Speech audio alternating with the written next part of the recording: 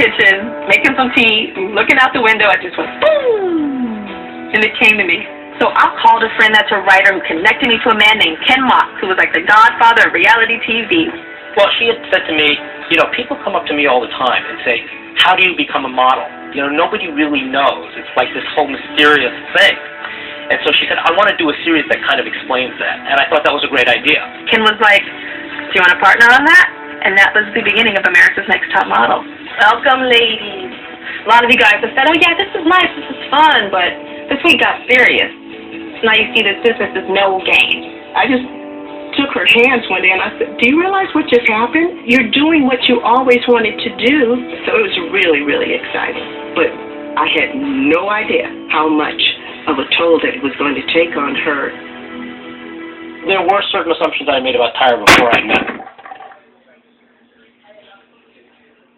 Oh my God.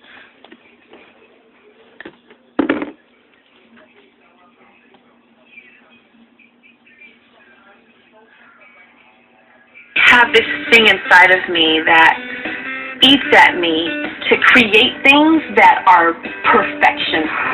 See, I'm going to go first, and you guys can watch me. You can watch the sexiest come from my eyes. When I was working on America's Next Top Model, I wasn't sleeping. I was living in the edit bay.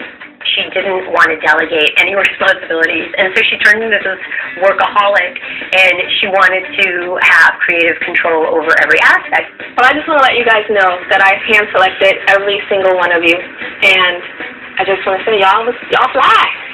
She got physically sick from just trying to have her hands on everything. I think I'm a perfectionist because if it goes bad, it's on me. If it goes good, it's on me.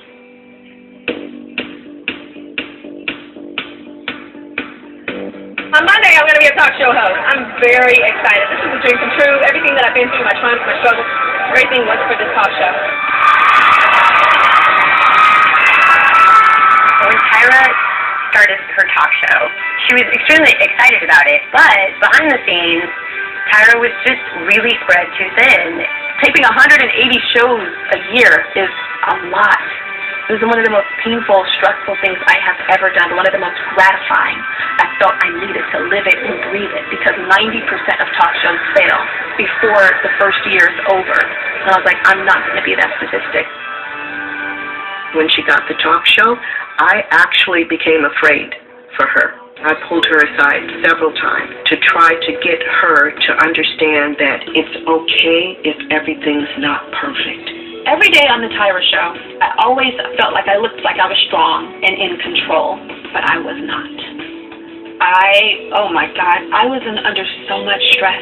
Then you add America's Next Top Model to that, and a whole bunch of other development of other television shows and running my business.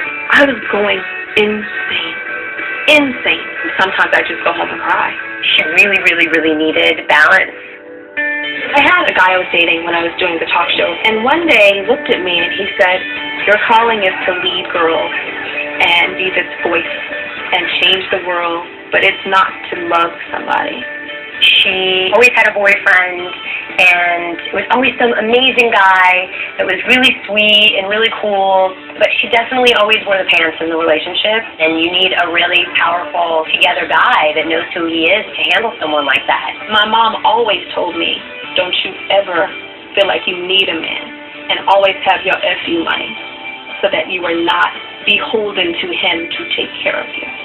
But I want love and deserve love like everybody does.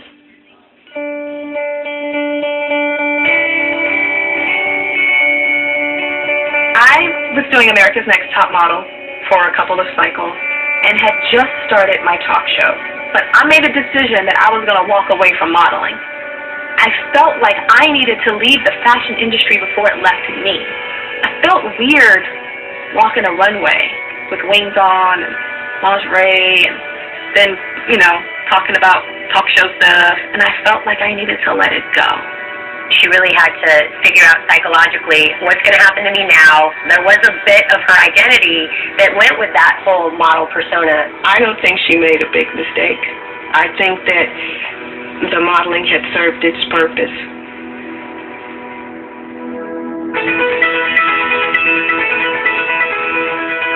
Okay, so new chapter in Tyra's life. Her talk show is over, and I'm like, this is great. You have some more time to yourself. You can relax and, you know, take some vacations. She's like, no, I'm really excited. I'm going to write this book for teen girls. It might be like most of I write the book for, but it's a natural progression of something that I've always wanted to do. When we would go abroad to shoot Top Model, she would spend all of her time in her hotel room, you know, writing the book. I was so stressed out. I broke out on my cheekbones. In fact, on America's Next Top Model, the new main titles, my cheekbones are retouched because they're full of pimples. And I actually got alopecia. And I haven't talked to anybody about that. Probably that last month when I was still trying to push it, I got lost little hair right here, about a quarter size.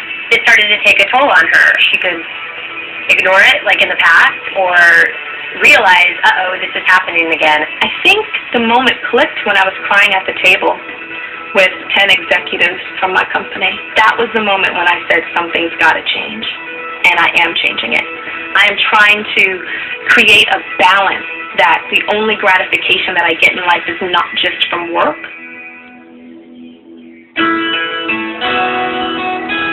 I do want to start a family. I do want to have children. I wanted to have kids since I was 23 years old. But it starts with me figuring out the balance now. And I can have the babies and not be like, Mommy's busy. Hi. Oh, yeah. Oh, look at that test. Oh, that's so fantastic. I don't want to be that kind of mother, and I will not be that kind of mother. The best moment was when I heard her say it to the world. She's saying it to me, that's one thing. But then I started to hear her in her interviews, and she actually started to say, I would really like to have a family. And then I knew, okay, it's coming.